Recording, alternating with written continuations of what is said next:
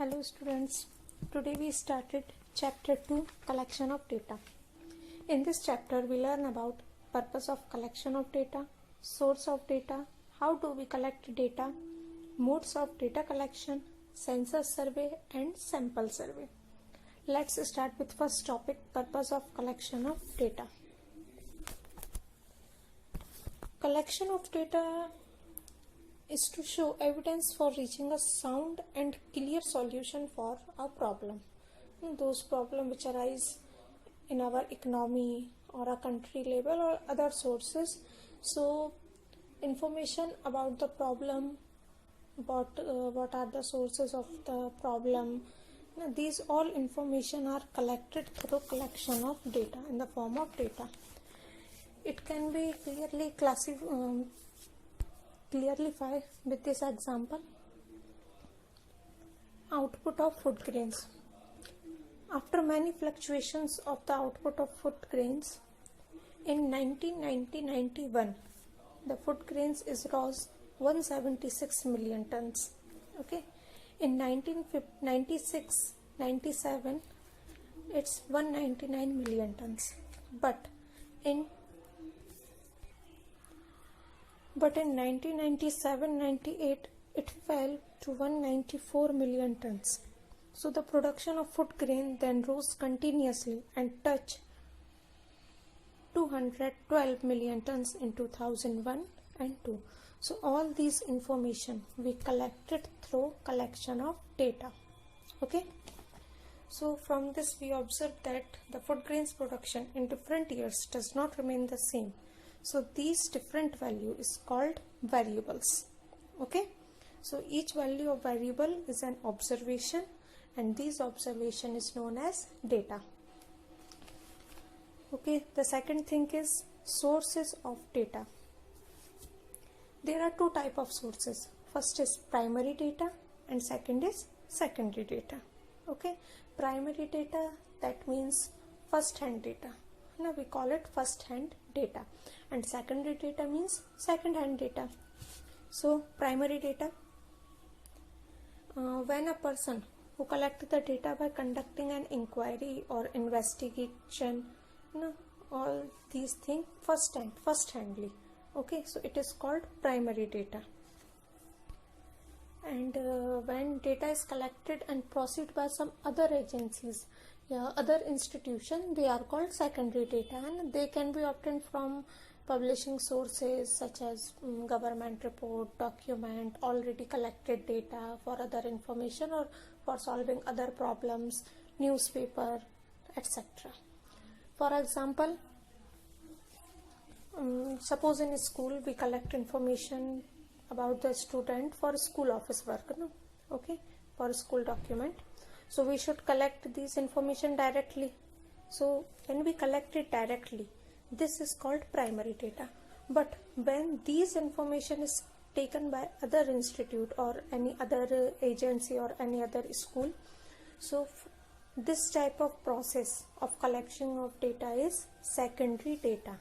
Okay, because we can collect them not directly, indirectly, or second processing purpose. Okay, so third thing is how do we collect the data? What are the sources or the instrument to collect these data? So for collecting data, we should have to conducting survey or investigation by asking some questions about a particular product, particular problem, or candidate from a large group of peoples. So for collection of data, we have to prepare some format of an questionnaire, okay, in which what information we have to take, all these questions are mentioned. Okay. So while preparing the questionnaires or interview schedule, we should keep in mind some points. So these points are, first one is the questionnaire should not be too long. Okay, the number of questions should be as well as possible is minimum as well as possible. Okay, because if there is a large questionnaire, then people cannot respond it. The questionnaire is started from general question, not more specific one. Okay. The question should be precise and clear, that don't make any difficulty to the responder. The question should be enable the responder to answer quickly, correctly and clearly. The question should not use double negative or double meaning things. The question should not be leading questions which have a clue about how the responder answers. Okay. The question should not indicate alternative to the answer. So these are the some points which we have to keep in mind while preparing a questionnaire or an interview schedule. So next topic is modes of data collection. For collection of data, there are three modes are mentioned. First is personal interview, second is mail survey, and third one is telephone interview.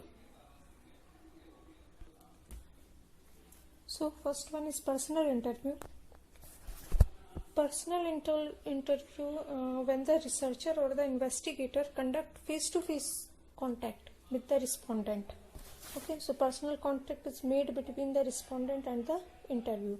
By this method, the interviewer watching the reaction of the respondent and can provide supplementary information also, but it is more expensive method. So the next is mail survey. So when the data survey are collected by mail, the questionnaire is sent to each individual by mail or on their mail IDs, okay, with a request to complete and return it by given data. So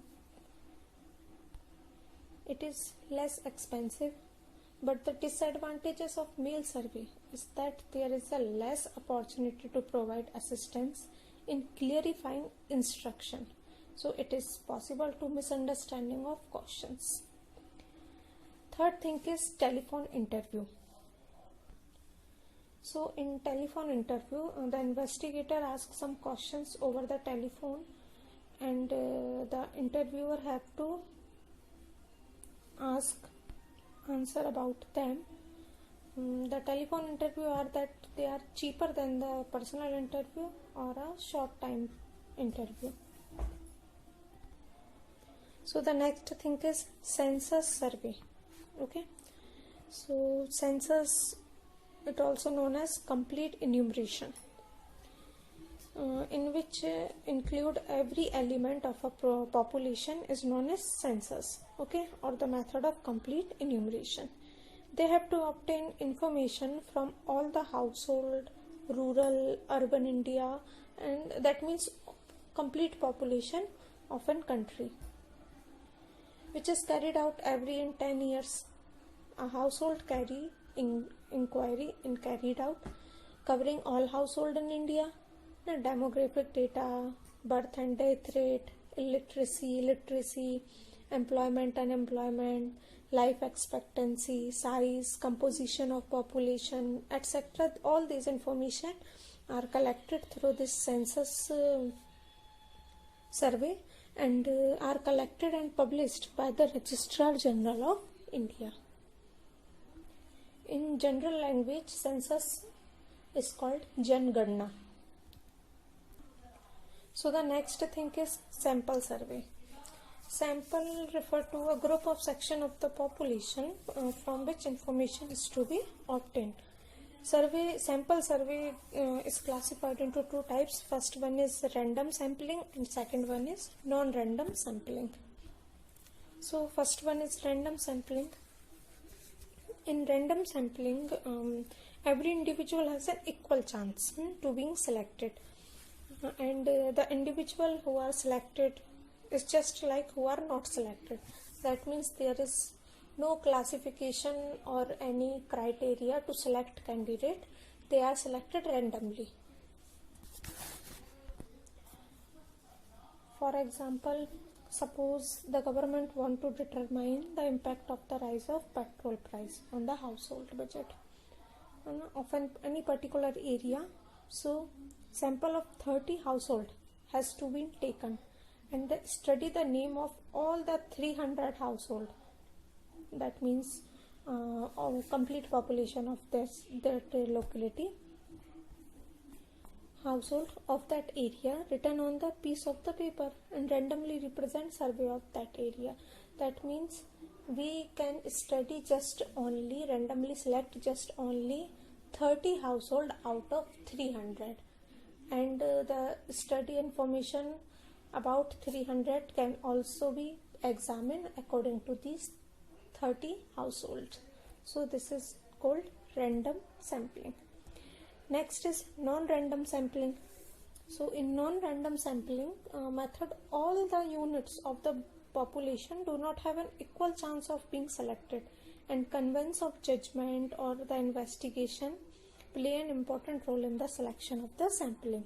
Okay, they are mainly selected on the basis of judgment and reservation. So it is non-random sampling, just opposite to the random sampling. In this, all the population or all the candidate should be examined and judgment conducting about these, and then select a proper or a candidate. Okay, so some format about researching a questionnaire, or how do we make a questionnaire, all these things are attached with this video in notes. Okay, so I hope you all understand these things. Thank you. Hello students.